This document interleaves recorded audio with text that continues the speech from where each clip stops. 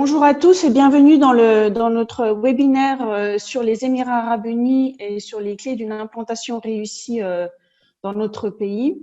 Donc nous serons aujourd'hui trois intervenants, moi-même du French Business Council à Dubaï et deux autres intervenants du FBG à Abu Dhabi qui se présenteront. Je vous demande juste quelques détails techniques avant de commencer. Je vous demande juste de vous garder vos micros et vos caméras en mute aux participants. Pendant le webinaire, vous aurez l'occasion de poser vos questions dans la fenêtre de Q&A à la fin, vers 11h45 de votre heure. Vous pourrez poser vos questions par écrit et nous traiterons les questions. Donc, je suis Milena Chemin, la directrice adjointe et la responsable appui aux entreprises du FBC à Dubaï. Et donc, participeront avec moi aujourd'hui Malika et Franck du FBG que je laisse se présenter rapidement. Alors, bonjour à tous, je suis Malika Amdani, je suis responsable du service appui aux entreprises pour le FBG. Et voilà, je vais vous présenter les spécificités d'Abu Dhabi. Et puis, je serai donc avec Franck Ladegaillerie, que je laisse se présenter.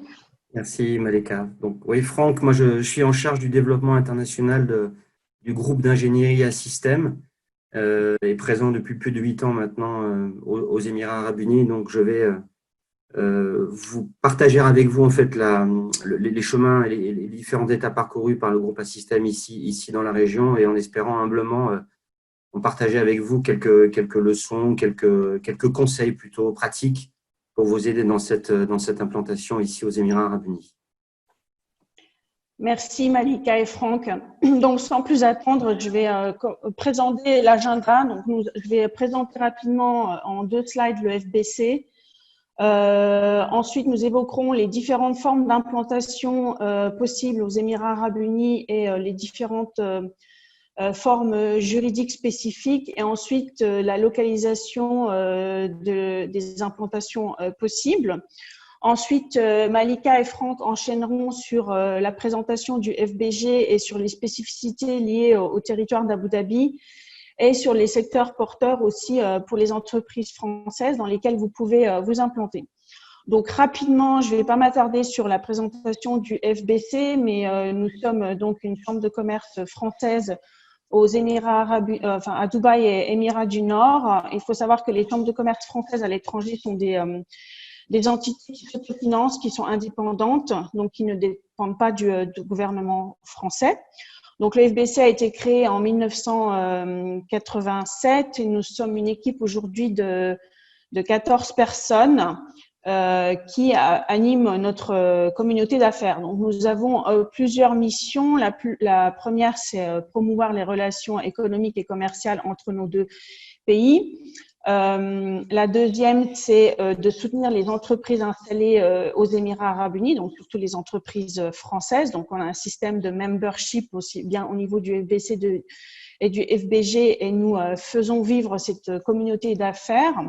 Ensuite, la troisième mission qui est très importante aussi, c'est soutenir les entreprises françaises qui souhaitent se développer commercialement et s'implanter ici. Donc, j'y reviendrai un peu plus tard dans la présentation. Et enfin, dernière mission, développer des offres pour les investisseurs émiriens qui voudraient s'implanter ou se développer aussi sur les territoires français.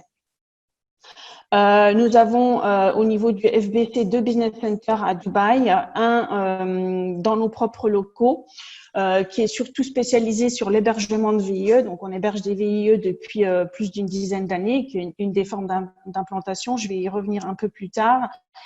Et un deuxième business center dans la zone franche de Dubaï Silicon Oasis. Donc, je reviendrai sur les zones franches un peu plus tard également. Donc, pour commencer sur les formes d'implantation, donc vous avez ce qu'on appelle une forme d'implantation par représentation, qui est une implantation entre guillemets indirecte, et une implantation en propre, qui est l'implantation directe avec création de structure. Donc, quand vous vous implantez en représentation, ça veut dire que vous n'avez pas à créer de structure sur le territoire national. Donc, ça dépend aussi de où vous en êtes dans votre développement commercial sur le territoire des Émirats arabes unis. Donc, la forme la plus simple, la plus commune, c'est via un distributeur. Beaucoup de secteurs ici sont articulés autour de distributeurs, par exemple dans la santé, dans tout ce qui est agroalimentaire, dans tout ce qui est technique. Vous allez choisir un ou des distributeurs avec des contrats de distribution qui vont revendre et importer vos produits. Une autre forme d'implantation indirecte est le portage. Le portage, c'est en fait quand vous avez un employé qui est détaché sur place mais sans création de structure, vous allez trouver une structure ici locale qui va porter votre employé et qui va en fait le sponsoriser, puisqu'ici pour pouvoir travailler et vivre aux Émirats arabes unis, vous avez besoin d'un visa de résidence et d'un work permit. Donc la société de portage vous permet d'obtenir cela.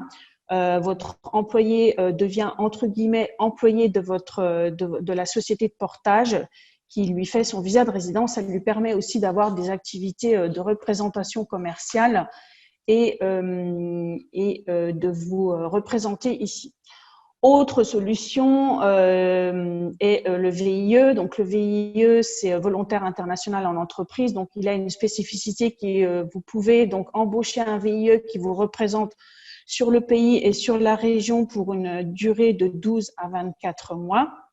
C'est intéressant parce que c'est souvent un dispositif qui est porté financièrement par les régions en France et qui vous permet après, si la mission s'est bien passée avec le VIE, de l'embaucher sur place, soit via du portage, soit par une création de structure. Donc, pour passer maintenant sur les formes d'implantation en propre, donc la spécificité des Émirats arabes unis, c'est que vous pouvez vous implanter soit en zone franche, donc il y a pas mal de zones franches qui sont réparties sur tout le territoire des Émirats arabes unis et dans chaque émirat, puisqu'il y a 7 émirats dans les Émirats arabes unis. Certaines sont généralistes, d'autres sont spécialisées. La spécificité de la zone franche, c'est que normalement, quand vous êtes en zone franche, vous ne pouvez vendre que à l'intérieur dans la zone franche où vous êtes implanté ou à l'export, c'est-à-dire à l'extérieur des Émirats arabes unis. L'autre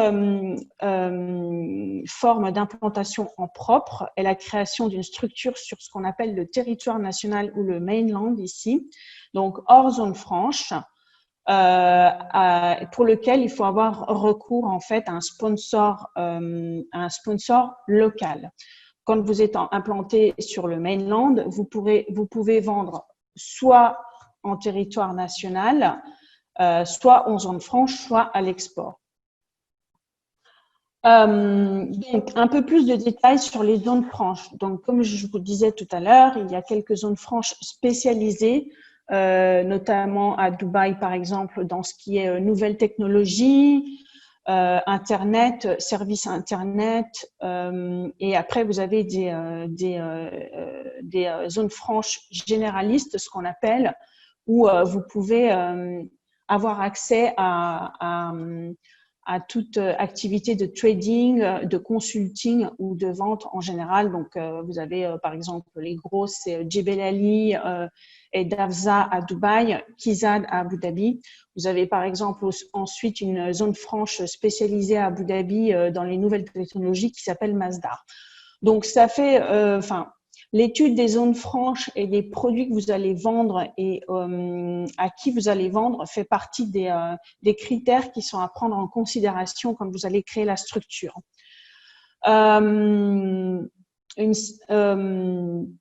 Ensuite, donc pour ce qui est de l'implantation sur le territoire national, vous avez besoin donc d'un sponsor qui va être un émirati, qui peut être soit une personne physique, soit une entreprise, et qui détiendra 51% des parts de votre société sur le papier. Alors, c'est souvent parfois une forme d'implantation qui fait un peu peur aux entreprises étrangères, un peu à tort, parce que les entreprises se disent « Oh, je vais avoir un sponsor qui va complètement intervenir dans mon business et à qui je vais devoir reverser 51% de mes bénéfices. Non, c'est pas vrai, parce qu'en fait, quand vous allez créer cette forme de structure, en fait, vous signez un side agreement où le sponsor renonce à ses droits sur les bénéfices, ou vous vous mettez simplement d'accord sur le montant annuel auquel il aura droit. Ça dépend aussi si vous avez affaire à un sponsor dormant ou un sponsor actif. En fait, un sponsor dormant va être un prête-nom, en fait, qui va faire les démarches administratives pour vous de création de structure, de renouvellement de la licence, puisque vous devez, en tant qu'entreprise, renouveler votre licence annuellement, et va mettre à votre disposition ce qu'on appelle un PRO, un Public Relations Officer, pour faire toutes les démarches liées aux demandes de visa. Donc, de quelle façon il va se rémunérer? C'est en vous demandant un fee annuel pour ces services administratifs. Vous pouvez ensuite avoir affaire à un sponsor actif qui, lui, va être en fait avoir un carnet d'adresses qu'il peut vous ouvrir dans le secteur d'activité dans lequel vous êtes, et peut participer activement à votre développement commercial ici.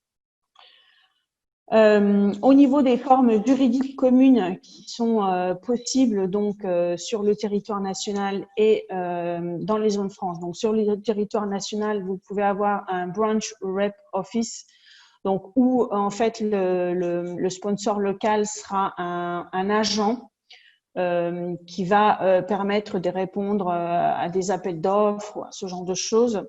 La forme la plus commune d'implantation en territoire national est la LLC, donc qui est l'équivalent de la SARL en France. Et une forme un peu plus poussée est la joint venture. Je pense que Franck reviendra sur cette forme d'implantation tout à l'heure. La joint venture est intéressante lorsque vous voulez, par exemple, construire une usine où vous avez un produit hautement technologique et vous avez besoin de faire un transfert de technologie. C'est une façon aussi de vous protéger et d'impliquer le sponsor local. Au niveau des formes juridiques en zone franche, donc il y a trois formes communes. Donc la branch, où il n'y a pas qui est la forme la plus light entre guillemets d'implantation, pas de capital nécessaire. C'est une structure légère, sans facturation et sans ouverture de compte bancaire ici. Donc c'est plus de la représentation commerciale, et la facturation continue à se faire à partir de la maison mère en France. Ensuite, vous avez la FZ2 qui est l'équivalent de la société unipersonnelle avec actionnaire unique en France. Le capital est variable d'une zone franche à l'autre. Puis la FZ-Co qui est avec 2 à 50 actionnaires avec un capital variable à nouveau. Il faut penser à se faire accompagner quand vous implantez et à ne pas s'implanter seul. Parce que il est difficile quand on ne connaît pas le territoire de faire un choix parmi toutes les zones franches possibles et de faire un choix aussi sur la forme d'implantation, puisque par exemple, si vous devez répondre à des appels d'offres ou travailler avec des organismes gouvernementaux, en général, l'implantation en zone franche n'est pas recommandée. Donc, c'est mieux d'être implanté sur le territoire national. Donc, ça dépend vraiment de votre projet. La façon dont ça se passe en général, c'est que vous allez être mis en contact avec un partenaire implantation, soit un cabinet d'avocats, soit une société spécialisée en implantation, qui va vous faire 1 ou 2 offres avec le budget associé. Et après, ça sera à vous de décider. Je vais passer maintenant la parole à Malika qui va pouvoir vous parler des spécificités d'Abu Dhabi. Et voilà, donc Malika, je te laisse la parole et partager ton écran. Merci. Oui, Milena, bonjour à tous. Vous ne me voyez pas, je vais me remettre en vidéo, voilà. Alors, et je vais partager.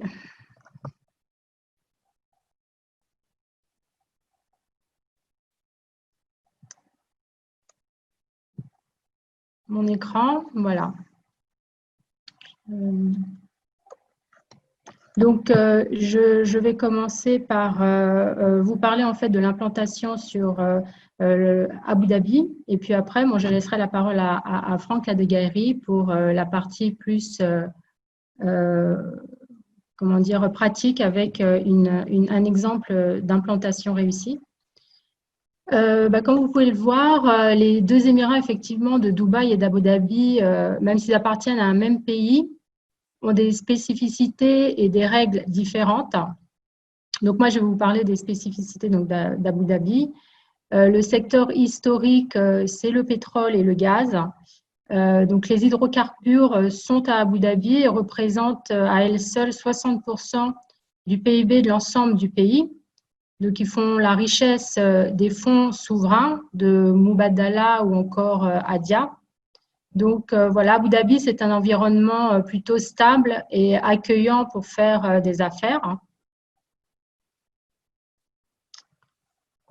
Ils veulent réduire évidemment leur dépendance aux hydrocarbures et se diversifier vers plutôt l'énergie renouvelable. D'ailleurs, on retrouve des entreprises internationales du CAC 40 présentes aux Émirats. On a par exemple Total, qui est l'un des plus grands investisseurs des Émirats arabes unis. On a également EDF avec des beaux projets, notamment un projet avec Masdar qui va bientôt voir le jour. Il faut savoir que pour travailler à Abu Dhabi, il faut être enregistré à Abu Dhabi. Milena l'a souligné tout à l'heure, parce qu'effectivement, vous avez les zones franches qui sont réparties géographiquement. Donc, prendre une licence à Abu Dhabi pour ouvrir son entreprise est une condition en fait sine qua non. Donc, voilà.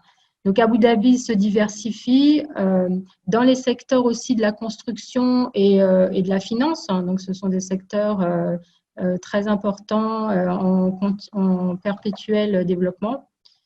Donc, voilà, et on a le secteur de la défense aussi. Il faut savoir que la France a un accord militaire avec les Émirats. Donc, on a une présence militaire française et puis des industries qui sont dédiées à la défense, qui sont installées sur Abu Dhabi. Dans l'aéronautique, c'est un secteur également très développé. On a la présence aussi d'entreprises internationales du CAC 40 comme Dassault, Thales ou encore Safran. En ce qui concerne le secteur de la culture, donc les Français évidemment sont bien appréciés parce qu'en fait on a un héritage culturel et une histoire. Donc on a le Louvre aussi, la Sorbonne, grâce auquel il existe des opportunités d'affaires. Donc voilà, Abu Dhabi a un plan ambitieux dans le secteur de la culture. Donc, et pour renforcer certains secteurs d'activité, pour en faire des secteurs clés dans un futur proche, voilà, donc elle va miser sur le développement des services financiers avec des banques, des fonds d'investissement, des compagnies d'assurance pour répondre à tous les besoins. En fait, ils vont construire un vivier de fournisseurs de services comme par exemple des conseillers financiers indépendants ou encore des intermédiaires. Donc, c'est un secteur qui a un fort potentiel dans le futur, en tout cas. L'économie numérique, évidemment, un secteur incontournable basé sur l'intelligence artificielle. Avec le développement de la 5G, ils vont y venir. La Smart City, c'est une ville qui est bien classée en termes de ville intelligente. Et puis la blockchain, évidemment. Donc, avec l'intelligence artificielle en toile de fond, voilà, c'est un domaine incontournable qu'on va retrouver à peu près dans tous les secteurs d'activité. L'économie verte, voilà, c'est un des axes aussi de développement dans un futur proche, en tout cas, avec les énergies renouvelables. Donc, on va voir, je pense, très prochainement des projets pour développer des voitures électriques, ou encore, voilà, le traitement des déchets aussi, c'est une question cruciale pour les Émirats arabes unis. Ils recherchent, donc ils ont les investissements pour le faire, et ils recherchent des projets innovants avec des partenariats avec des entreprises étrangères Donc voilà, une économie verte avec beaucoup d'opportunités à saisir. Donc le tourisme n'est pas en reste, évidemment, puisque Abu Dhabi est divisé en districts, en fait. Vous avez par exemple une île qui va être dédiée complètement aux loisirs avec 3 parcs d'attractions. Donc on va avoir le Ferrari World ou encore Yas Water World, et le dernier qui vient le dernier en date, en fait, Warner Bros. Pour lesquels voilà, ils ont dédié complètement une île. Donc l'Émirat a construit aussi de grands espaces de shopping pour attirer des touristes voilà, dans des malls et des grands centres, donc c'est énorme. Et puis, évidemment, une île qui va être dédiée à la culture, avec 3 musées, 3 grands musées. Donc, on a vu le Louvre qui a été inauguré en 2018, hein, et 2 autres grands musées vont voir prochainement le jour avec Guggenheim et un musée national émirien. Donc, voilà, des projets très ambitieux pour attirer toujours une clientèle un peu plus culturelle, on va dire. Donc, voilà, pour se distinguer.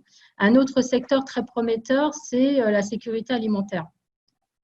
Donc, l'Émirat là, opère un virage important parce qu'il veut favoriser la production alimentaire locale. Donc, Abu Dhabi va miser sur la biotechnologie, avec des travaux aussi sur le génie génétique et l'agrotech. Donc voilà, ce sont des secteurs dans lesquels ils vont investir et ils attendent des projets innovants. Enfin, le secteur médical, donc là, miser sur la recherche, donc avec des laboratoires de recherche, et puis aussi une production locale de médicaments. Ils veulent vraiment se positionner dans le futur comme une destination de tourisme médical. Donc, ils vont investir beaucoup dans la com pour attirer la clientèle. Voilà pour les secteurs à fort potentiel sur lesquels va axer la ville dans un futur proche. Je vous mets là les zones franches d'Abu Dhabi. Donc, on en a quelques-unes. Abu Dhabi investit beaucoup dans le développement des startups avec des plans d'aide financière. On a par exemple ADGM dans la défense et l'aéronautique. Donc, il y a beaucoup d'investissements pour accueillir et accompagner les startups. On a par exemple la New York University et Masdar pour les énergies renouvelables. Et aussi dans le domaine de l'agrotech et voilà. Donc, ils demandent aux entreprises de localiser leur production aux Émirats. Donc, Masdar City, c'est également pour les énergies renouvelables. ADFZ, ça va être plus une zone aéronautique, donc c'est Abu Dhabi Airport Free Zone. 2454, c'est une zone qui va être dédiée aux médias. Kizad, donc avec sa zone franche, c'est une zone franche d'Abu Dhabi Port. Donc, c'est une zone portuaire et maritime qui a pour mission d'accueillir plutôt des entreprises de tout type, hein.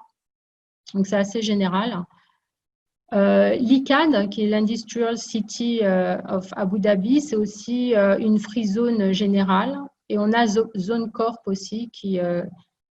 voilà, donc vous avez pour tous les secteurs d'activité les zones franches qui sont présentes sur Abu Dhabi, avec, comme l'a dit Milena, 100%, vous êtes actionnaire de votre entreprise à 100%, et puis vous avez aussi 0% d'impôt sur le revenu. Alors nous, au sein du service du FBG, donc le FBG est plus vieux que… Enfin, il a 46 ans aujourd'hui. Et donc, on est une équipe de 4 personnes. On a un board member de 14 personnes, hein, donc qui nous appuient dans la stratégie et dans le développement du FBG. Voilà, donc au sein du FBG, on accueille des VIE. On peut vous aider à trouver la bonne formule pour votre projet d'implantation. Avec le FBC, voilà, on vous aide à projeter, en tout cas à implanter votre projet ou alors à développer votre réseau. On peut vous mettre en contact, par exemple, avec un sponsor, un distributeur ou alors directement avec des clients potentiels. Voilà, donc on organise des rendez-vous B2B avec des entreprises locales pour vous aider à développer votre réseau ou à trouver votre futur partenaire. Voilà. Par contre, je voulais juste préciser que vous avez l'aide de BPI France pour la prospection internationale. Donc, c'est une aide financière. Voilà. Si vous souhaitez créer votre filiale, on a aussi un accompagnement. On peut vous aider grâce aussi à nos partenaires et à nos membres pour comprendre aussi l'in-country value, qui est un système qui a été établi uniquement sur Abu Dhabi. Donc, Franck vous en dira quelques mots. Il y a aussi l'option d'agent commercial qui pourra mener en local votre prospection. Donc, on peut aussi vous aider, comme l'a dit Milena, sur le portage salarial et les business centers. Voilà, donc à chaque étape de votre implantation, on est là pour vous aider, vous accueillir. Et puis voilà, si vous avez des questions, n'hésitez pas à nous contacter directement.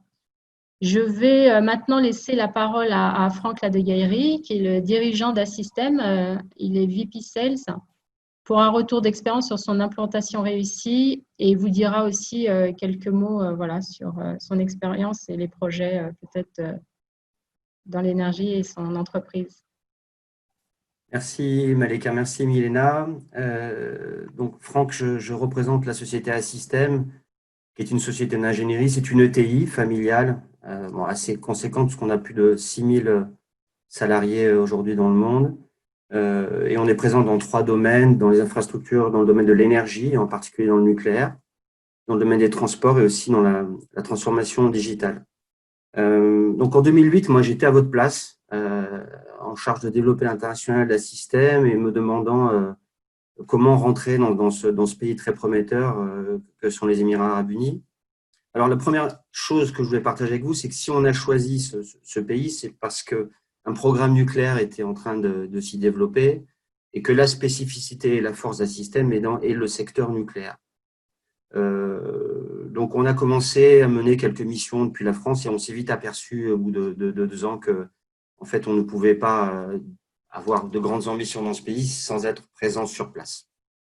Donc, le petit point surtout que je voulais mettre en œuvre, c'est que éviter l'erreur que nous avons commise au départ, c'est que en arrivant dans le pays, en nous installant dans le pays depuis 2012, on a voulu de manière assez prétentieuse pousser l'ensemble de nos offres et services. Voilà, donc ça c'est une erreur à ne pas commettre. Je pense que si vous allez et vous serez successful ici aux Émirats, il faut venir avec votre offre forte, votre produit phare pour lequel vous avez des références clés, des références qui seront incontestables et qui vous permettront d'être référencés auprès des grands groupes et ensuite de commencer à initier un business.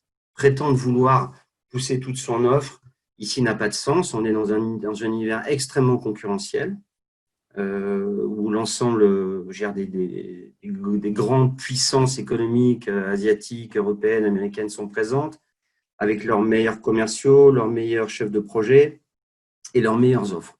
Donc, il faut arriver à répondre à la question, c'est qu'est-ce que je peux apporter de plus que les autres? Qu'est-ce qui va faire que ces grandes sociétés, ADNOC, RTE, etc., vont prendre ma boîte et pas d'autres? Donc, il faut avoir une stratégie, alors peut-être un peu risquée, mais en tous les cas, je pense, reposant sur vos points forts. Ça, c'est le premier point, et on en a fait, nous, l'expérience, c'est qu'en fait, aujourd'hui, le grand business qu'on a développé ici dans la zone, c'est le nucléaire. Alors, une fois que vous êtes implanté et que vous avez un volume d'activité qui est bon, vous pouvez ensuite vous diversifier, faisant fort de votre première référence dans le pays.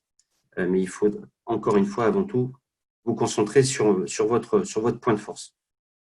Donc, on est passé par toutes les phases qu'évoquait Milena au départ. On a envoyé des équipes commerciales, on a envoyé un VIE, on a donc mis en place et installé une branche office.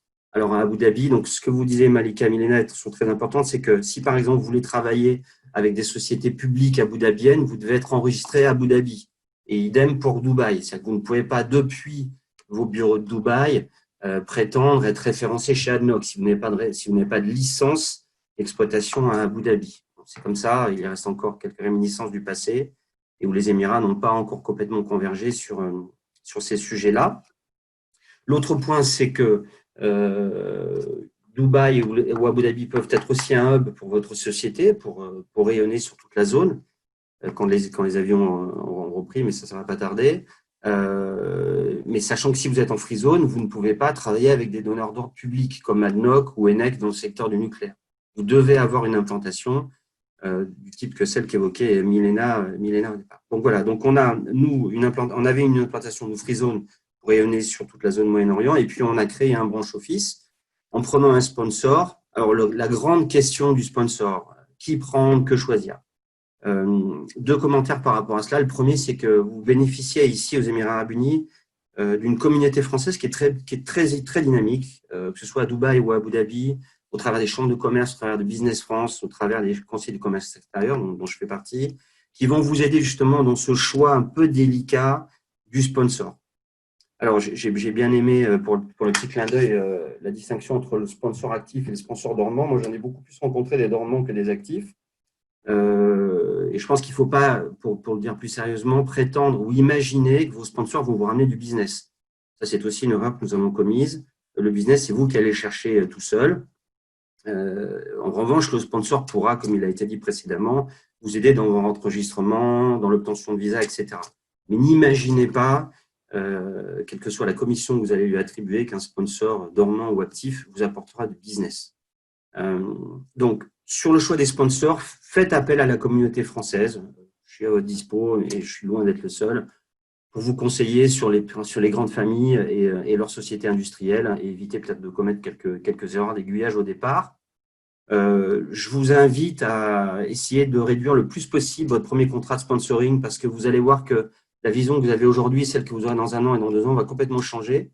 Et donc, du coup, votre lecture du pays et la nature de votre implantation va aussi complètement évoluer. Donc, n'essayez surtout pas, ne vous engagez pas trop longtemps avec vos sponsors, avec vos partenaires, puisque, encore une fois, votre stratégie va changer et donc, de fait, la nature de votre implantation également. Donc, une fois que vous êtes sur place, avec votre branche office ou avec votre LLC, avec votre sponsor, en espérant que vous réussissiez, ce dont je ne doute pas, vous allez ensuite commencer à aller chercher des business un petit peu plus gros, c'est normal, l'appétit vient en mangeant, comme on dit communément. Et donc, c'est là où vient le sujet de l'in-country value, c'est là où vient le sujet d'apparaître comme étant un acteur local. Pour le dire plus directement, n'imaginez pas et ne prétendez pas vouloir devenir un acteur incontournable dans ce pays si vous n'êtes pas localement fortement présent. Alors, que veut dire être localement fortement présent? Ça veut dire qu'il va falloir répondre à un certain nombre de critères de localisation, d'émiratisation. Alors, qui ici, je ne vais pas rentrer dans le détail technique de l'ICV, on pourra vous en parler un peu plus tard ou vous envoyer des docs, mais notez 2-3 petites choses. L'in-country value pour les Émirats Arabes Unis n'est pas forcément construit ou articulé autour de votre capacité à recruter des Émiriens. À 10 000 $ par mois, de toute façon, je pense que vous aurez du mal à les recruter. Et je pense que de toute façon, ils ne viendront pas chez vous, quelle que soit la qualité de votre entreprise. Ils préféreront travailler pour des sociétés publiques émiriennes. C'est ce qu'ils font aujourd'hui. Donc, l'immense majorité, si ce n'est la totalité des Émiriens, ingénieurs ou autres, travaillent pour des sociétés ou des autorités publiques. Donc, et par ailleurs, compte tenu du nombre de concitoyens cherchant un travail tous les ans, je ne pense pas, encore une fois, que ce soit un sujet pour eux que de chercher des débouchés pour leur jeunesse. C'est complètement à l'opposé de la saoudisation qui, elle, repose quasiment exclusivement sur votre capacité à recruter des citoyens saoudiens. Donc, l'in-country value, ça veut dire tout simplement redistribuer une bonne partie de la marge que vous allez générer sur vos business localement. Alors, redistribuer de la marge localement, ça veut dire en particulier s'associer, monter des boîtes, monter des sociétés, des LLC ou des joint ventures avec des sociétés locales qui vont vous permettre d'apparaître comme étant une société locale émirienne, détenue en majorité par une société ou une personne émirienne, mais avec des sides, des accords parallèles qui vont vous permettre de conserver les opérations et surtout de maîtriser leur distribution de la richesse développée. Voilà. Donc, pour reprendre l'exemple d'un système, donc nous avons, en l'espace de 5 ans, réalisé plus de 20 millions d'euros de chiffre d'affaires par an avec le programme nucléaire. On n'est pas peu fiers de cette réussite. C'est devenu même le 3e client du groupe. Aujourd'hui, nous avons plus d'une centaine de personnes sur place. Et nous avons décidé, c'est une décision stratégique importante, donc de localiser cet actif et ses activités au sein d'une société, une joint venture, détenue à 60% par une société locale, à 30% par nous et à 10% par une personne physique qui est le chairman. Je suis le CEO moi, de cette entreprise. Et donc, ça nous a permis d'accélérer de manière très significative, en fait, nos revenus, nos business, nos opportunités. On était en nucléaire, on est en train de se positionner sur le grand projet qu'évoquait Malika de 1,5 gigawatt de photovoltaïque solaire là, qui est sur le point de gagner EDF avec son partenaire Masdar. Ça vous donne des clés d'entrée et surtout, ça vous permet d'inscrire durablement votre business dans la zone. On ne peut pas, je pense, considérer une stratégie à long terme dans ce pays, mais comme dans plein de pays maintenant, on voit ce qui se passe aujourd'hui en Europe sur les sujets de réindustrialisation. On ne peut pas imaginer que les Émirats arabes unis, pas d'ailleurs parce qu'ils l'ont déjà lancé, ne vont pas massivement s'inscrire aussi dans cette démarche de localiser le plus d'activités sur place et en essayant évidemment de récupérer une partie des subsides et des marges qui vous sont attribuées. Alors, dans le domaine de la défense, on appelle ça l'offset. Donc, ça existe depuis longtemps. Vous avez des contreparties d'investissement dans le pays en fonction du nombre de contrats que vous gagnez. Voilà. Donc, il ne faut pas être effrayé par le fait de lâcher sa majorité parce qu'encore une fois, vous avez des systèmes de contrôle qui vous permettent de maintenir les opérations. Et je pense que c'est vraiment… je ne sais pas si c'est l'étape ultime, ce serait prétentieux de dire ça, mais c'est ce qui vous permettra de vous inscrire durablement dans ce pays qui, pour la petite anecdote, voilà, j'en ai terminé avec mon tour d'expérience, mais bon, évidemment, le contexte actuel, crise Covid, crise du prix du baril avec un baril à $35, à $40, peut vous interroger sur le fait de savoir si c'est le bon moment de venir. Et c'est une question plus que légitime. Moi, je serais tenté de dire que c'est souvent dans les moments faibles qu'on construit les plus belles histoires. Et ce pays n'est pas sans manque de ressorts, 1300 milliards quand même de fonds souverains, hein, donc il y a de quoi voir venir. On a une confirmation quand même que dans les secteurs de l'énergie, de la gestion des déchets, beaucoup de projets, et dans le domaine du solaire en particulier, beaucoup de projets sont confirmés aujourd'hui. On suit ça, on le suit de très près. On pourra partager avec vous au travers des différentes chambres et vous aider surtout à qualifier les projets sur lesquels vous souhaitez vous implanter. Donc, c'est un pays qui, évidemment, comme tous les pays d'ailleurs hein, du monde, subit aujourd'hui un ralentissement, en particulier tous les secteurs liés au tourisme et à l'hospitality. Bon, ça, c'est certain, tout le monde l'aura compris. Mais malgré tout, ce pays, alors, et Abu Dhabi en particulier, a une forme de résilience compte tenu du fait que c'est une économie qui est construite autour de l'oil and gas, qui a encore de beaux jours devant elle, et donc du coup une capacité de financement de projets qui sont autant d'opportunités pour vous. Donc pourquoi pas choisir un VIE, pourquoi pas venir faire quelques missions exploratoires quand vous pourrez venir nous rendre visite et on sera ravis de vous accueillir. Mais ne négligez pas ce pays-là, tant par sa capacité et par son potentiel de développement. Et, si invraisemblable que ça puisse paraître, c'est le cas, et je pèse mes mots. Mais c'est aussi les Émirats arabes unis, un pays à voir, je crois, pour peut-être un futur hub pour vos activités sur la zone. GCC, alors même si GCC n'existe plus, mais on va dire Saoudi, Qatar, plus compliqué, mais Bahreïn ou autre. Voilà, j'en ai terminé. Je vous souhaite bon courage, bonne chance. Je ne doute pas de votre succès et on sera là, les deux chambres et les conseillers de commerce, etc. et toute la team export pour vous aider dans votre future implantation ici. Merci. Merci Franck. On va passer tout de suite là, je vous mets sur l'écran nos coordonnées. Si vous voulez nous contacter, voilà, on est un peu partout sur les réseaux sociaux. On a une adresse, voilà, un bureau pour vous recevoir quand ce sera possible. Je vais laisser, je pense que si vous avez des questions, je vais laisser la parole à Milena pour qu'elle puisse les prendre les questions. Milena ? Oui, donc je vous rappelle que si vous voulez poser des questions, vous pouvez utiliser la petite fenêtre de Q&A.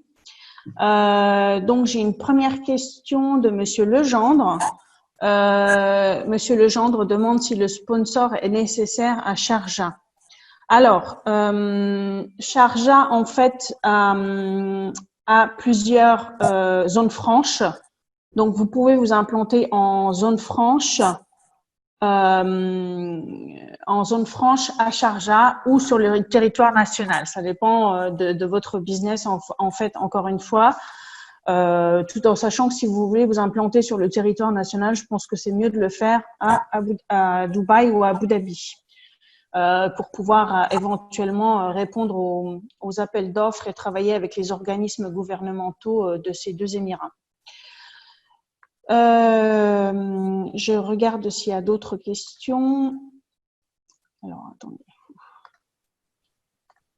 On a une question sur la fiscalité.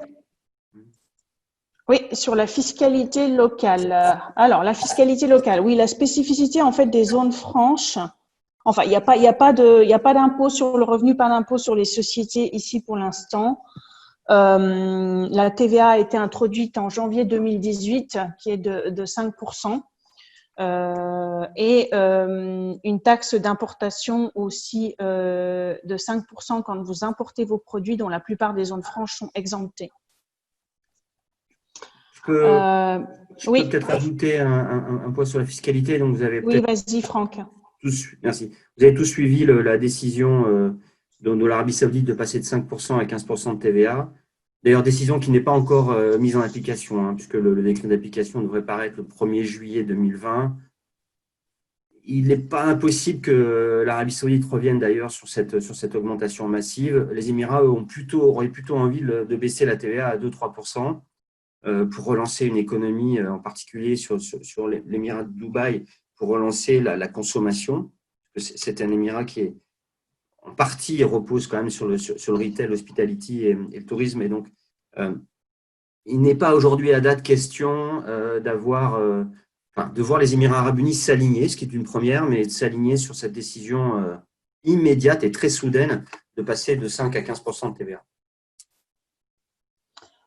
Franck, il y a une autre question pour toi, je pense. C'est une question qui concerne le offset. Avez-vous un exemple d'accompagnement avec l'utilisation d'offset? Question de Zoubir Rabia, qui est le représentant de la Chambre de commerce de Paris. Alors, il faut savoir que c'est Tawazoun qui pilote ces stratégies d'offset et qu'en début d'année, les directives ont été assez largement revues et assouplies. Alors, donc, ce sont, comme je le disais souvent, les industriels chez nous de la défense, donc Naval, MBDA, Nexter et Thales, qui ont dû mettre en place des mesures d'offset. Donc, offset, c'est quoi? En fait, vous présentez des projets d'investissement en fonction, dont le montant est fixé en fonction du nombre de contrats que vous percevez. Alors, je n'ai pas de pourcentage à donner, mais bon, c'est assez significatif.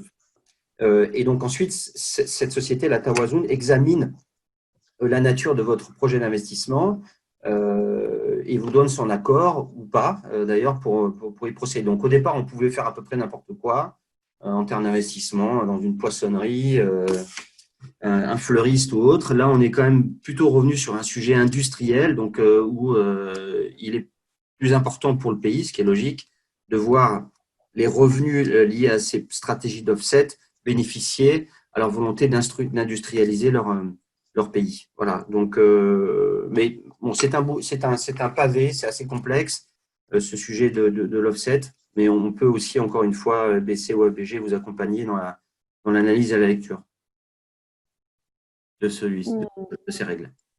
D'accord, merci Franck. Je vois pas d'autres questions. Est-ce que Malika, tu veux rajouter quelque chose? Oui, effectivement. Nous, on reste disponible s'il y a des questions qui viennent après notre webinaire. N'hésitez pas à nous contacter, on y répondra directement. Je pense qu'il y a des secteurs d'activité parmi les participants qui doivent être différents. Donc, vous pouvez contacter Milena, moi, puis Franck pour la partie énergie. pour aller plus loin dans votre projet, vous aider voilà, dans tout ce qu'on a pu évoquer aujourd'hui.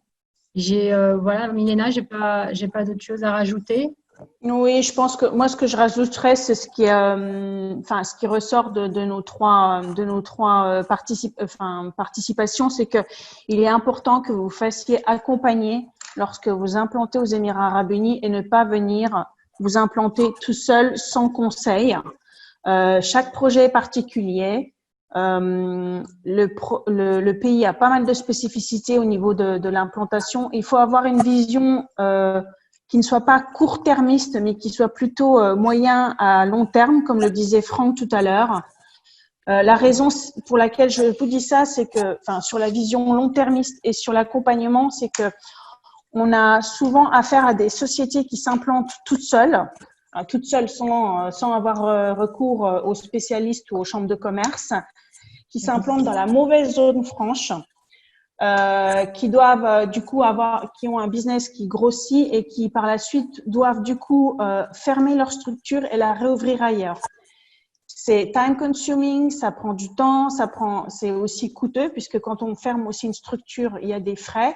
C'est coûteux de la réouvrir et donc voilà, il est préférable de vous faire accompagner dès le départ par les bonnes personnes et de prendre votre temps pour choisir le lieu où vous allez vous implanter. Je ne sais pas s'il y a d'autres questions. Je ne vois pas d'autres questions dans la fenêtre de Q&A. Donc, Malika et moi sommes à votre disposition pour aller plus loin. Vous aviez tout à l'heure sur le slide nos sites web.